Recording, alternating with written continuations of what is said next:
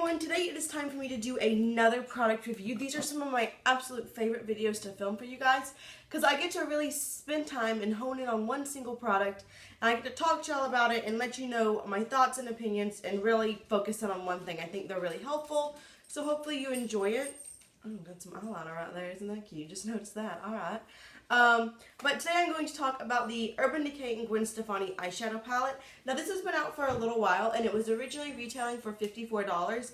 Currently, at the time of the filming of this video, that's what I'm trying to say, it's actually only $25 on Sephora, Urban Decay's website, and Ulta, so it is on sale. That's why I purchased it. Actually, I got it on sale.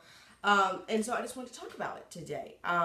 So first of all, let's go into the packaging. It's got this plastic gold reflective plastic all around the side. And then the front is actually, it's really neat. So it's not like a single piece. It's almost like a piece of, it's plastic, clear plastic with black paper and then like a cardboard white. So it is three-dimensional. Hopefully, maybe you can see that. It's very reflective. And then it's got this little like metal brad that is actually above.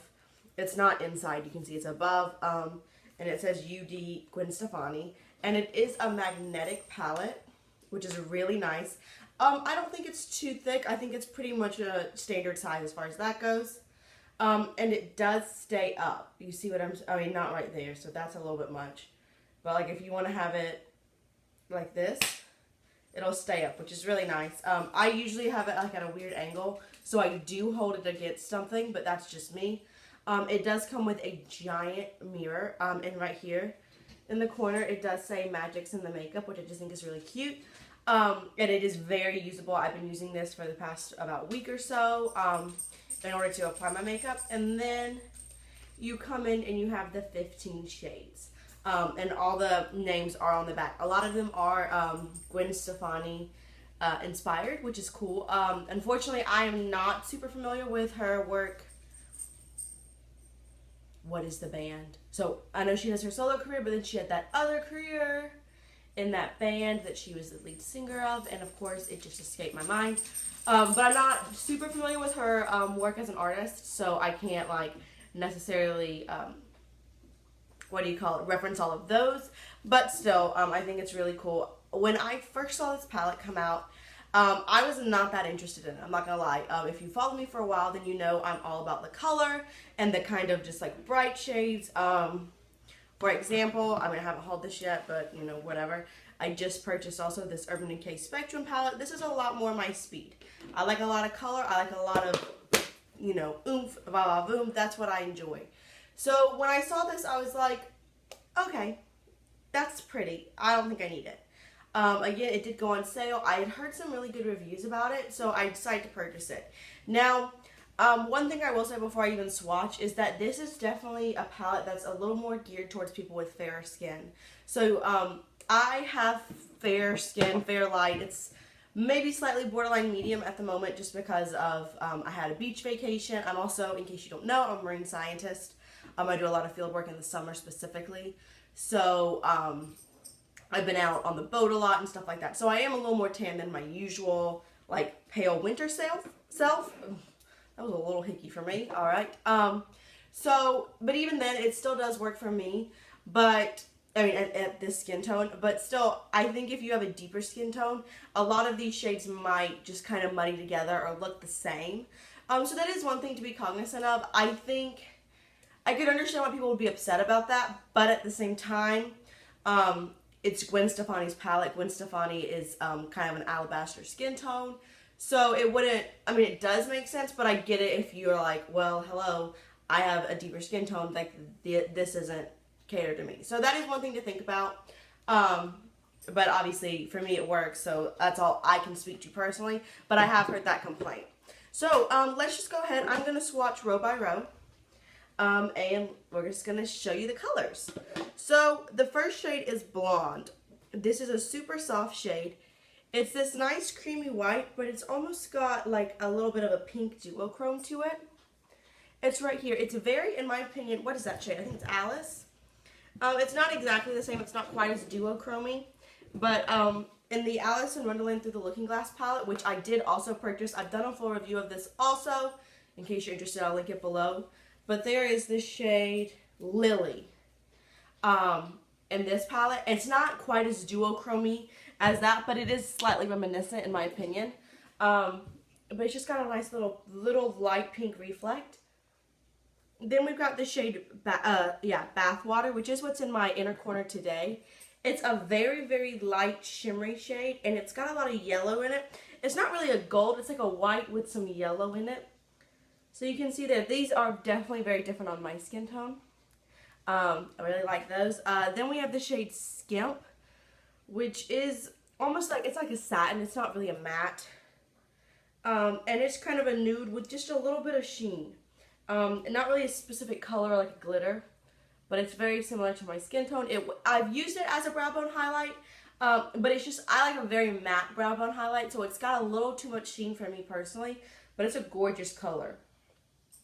Then we have the shade Steady, which is what's on my inner corner or like first half of the lid today. It's this really pretty, it's really like a true rose gold, very shimmery shade. You can see it right here. It's very pretty. It packs a lot of punch. And then the last shade, which is a lot of people's favorite, it is the smoothest, one of the smoothest mattes I've ever felt. It is Punk. And it's this really interesting deep brown, but it's got a lot of purple in it. Like, it's almost like a brownie eggplant shade. So it's right there. You can see it's very pigmented.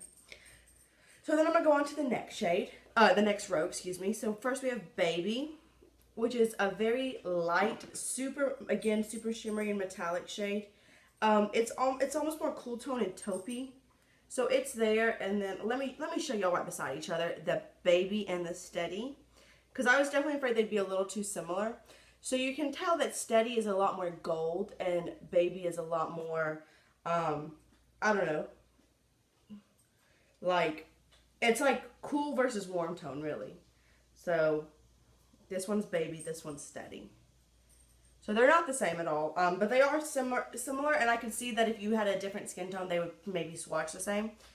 Then we have the shade Anaheim, which is a really pretty light matte brown. Again, it's extremely smooth. I like to use this as a transition shade, so it's right there. Then we have the shade Stark, which this is probably my favorite brow bone highlight. I am using it today, and it is, again, it's a little almost gray, more cool tone than the shade Skimp, but it is completely matte. You can see they're actually swatched right beside each other there. So it's really a preference thing, but it's a pretty shade. It's got like some pink in it. It's pretty cool tone.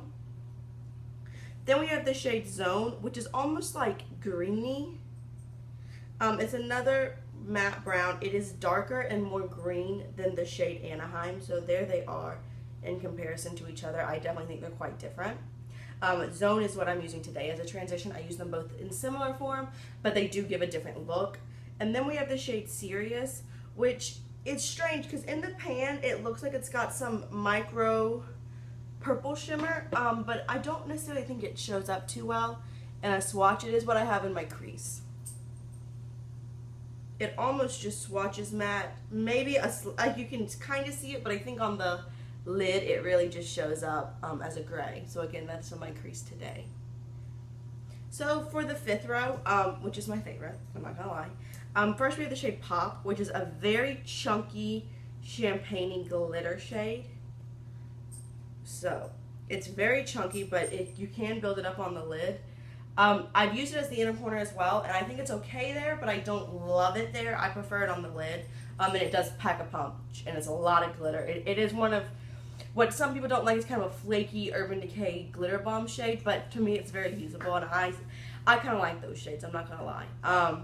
Then we have Harajuku, which I wore the other day, and just a gorgeous shade. Absolutely packs a punch. This beautiful pink, that's not a great swatch. I'm going to swatch it and give you some more because it's beautiful. I used it the other day. It's a very light pink. It's a very blue tone, and it almost has a blue shift to it. It's quite shimmery. I used it on my lid, and I absolutely loved the look it came with. Then we have the shade Danger, which is the blue that I've got on the outer half of my lid. Gorgeous. definitely a very metallic navy blue. Then we have the shade 1987, which I feel like looks very yellow in the pan. And I actually used this, was it yesterday? I think I used it yesterday. Oh, it's so smooth and creamy. The pop shade does feel chunky as far as a finger swatch to the touch. All the others are extremely smooth. And so it is a very yellow gold. It's probably the most metallic shade in this whole palette. It's extremely metallic and pretty. And then we have the shade Blackout. Which is that? I thought Stark was actually in my Urban Decay Smoked palette, but it's not. But the shade Blackout is. So if you have this palette, then it's the same. And so it's just a really, really deep matte black. Right there. And it is much darker than that serious shade. You can see it's on my knuckles, so that's not the best swatch. It looks a little patchy, but it does not apply that way at all. So we've got some shimmer. We've got a decent amount of mattes. I think everywhere that you would want a matte, you've got it. Honestly, like I told y'all, I was not excited for this palette at all. I just thought, why do I need that? Having used it for almost a week now, I adore this palette.